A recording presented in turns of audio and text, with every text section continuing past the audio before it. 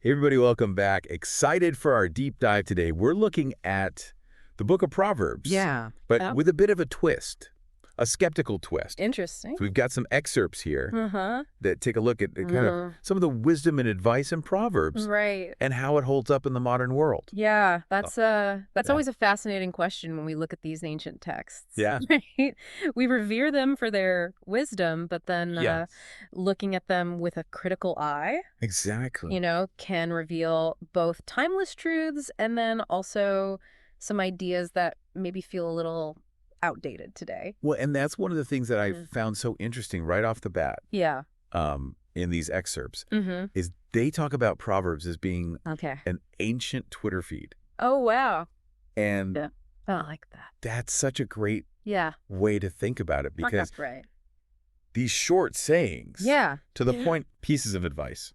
And it really highlights the fact that some of these are pretty universal, Uh-huh. right? So, those that deal with like kindness and honesty and hard work, those are things that are Yeah. pretty much applicable across time. Yeah. Those are the But then there are others that deal with social hierarchies or right. specific roles for men and women, Yeah. that really reflect the cultural norms. All the time. Yeah. At the time, Those yeah. two.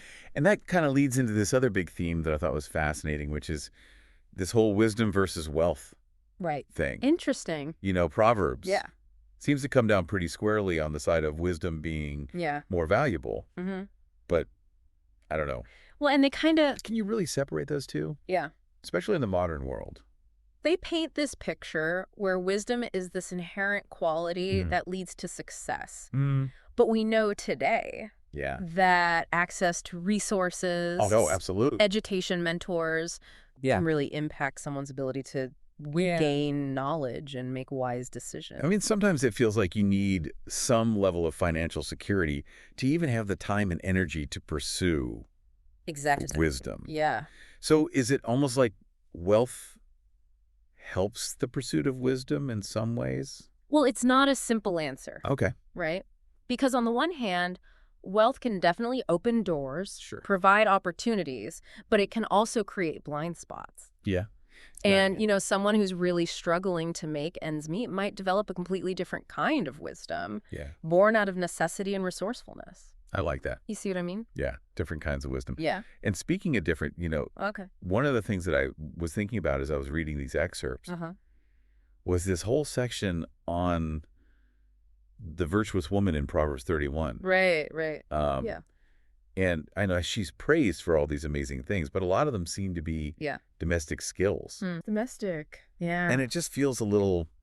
Well, this is where I think historical context is really important to keep in mind, right? Because absolutely. at that time, a woman's role was largely confined to the home. Totally. But today, Right. we recognize the value of women's contributions Of course. in every sphere of life, Yeah. way beyond just Right. the domestic duties. So then how should we interpret those passages today? Yeah. Like, can we still find value in them? Yeah, I think the key is to engage with them critically. Okay. Right. So recognize the historical context, Uh-huh. acknowledge the limitations, Okay. but then also look for those underlying principles Yeah. that might still resonate. Okay. So, for example, with the virtuous woman, she's praised for her diligence, her care for others, Yeah. her wise management of resources. Uh-huh. Those qualities are still valuable today, Yeah. regardless of gender roles. Yeah, I like that. That's a really good point. Right. And it makes me think about another proverb that is yeah. definitely controversial today. Uh-huh. The whole spare the rod, spoil the child. Right, yeah. Which clearly our understanding of child development has come a long way since then. Yeah. Right? Yeah. We now know that physical punishment can actually be harmful. Mm-hmm. And there are much more effective and compassionate approaches to discipline. Right.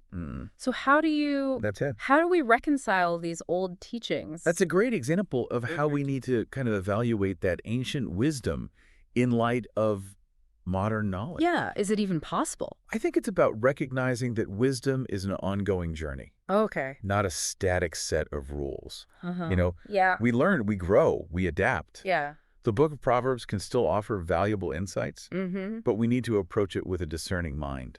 Right. weighing the wisdom of the past Okay. against what we know now. That makes sense. It's not about blindly following. It's about thinking about it. Right.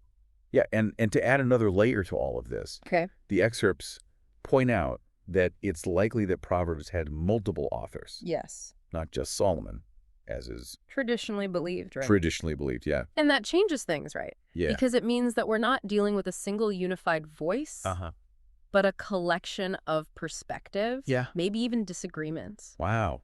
So That's really interesting. it challenges us to read Proverbs not as this monolithic text, Okay. but as a conversation, Wow. a debate even. So what does this all mean for us today? I think it reminds us that even these ancient texts can spark these really relevant conversations, and engaging with them critically Yeah. with an open mind and a healthy dose of skepticism can enrich our understanding of both the past and ourselves. I love that. Yeah. So to wrap things up, Yeah. I have a question for you and for everyone listening. If you could add your own Proverbs to the Book of Proverbs Okay. based on your own experience and your own insights, Yeah. what would it be? Ooh, Something to think about I like that. as we finish up our exploration of Yeah. ancient wisdom in a modern world. Awesome. Thanks for listening. Thanks, everybody. We'll see you next time. See ya.